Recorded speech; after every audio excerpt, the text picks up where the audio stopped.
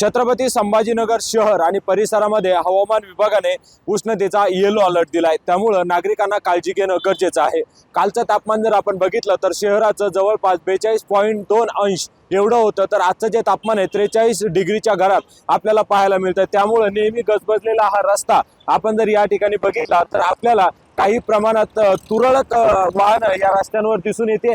माझ्या मागे जर आपण बघितलं तर संपूर्ण जो ब्रिज आहे तो आपल्याला या ठिकाणी एकदम सुखसुखाट पाहायला मिळतोय।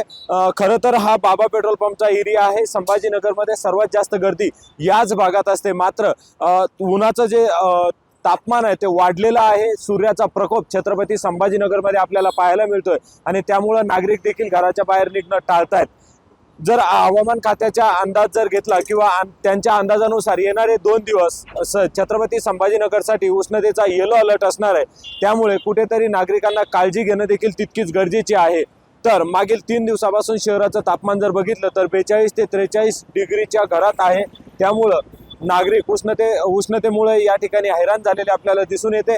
तर यानंतर देखील 2 दिवस म्हणजे 26 तारखेपर्यंत तापमान जे आहे ते आपला कळस गाठेल आणि उष्णतेचा येलो अलर्ट या ठिकाणी देण्यात आलाय। त्यामुळे नागरिकांना काळजी घेणं अत्यंत गरजेचं आहे। अविनाश कानडजे, न्यूज 18 लोकमत, छत्रपती संभाजीनगर।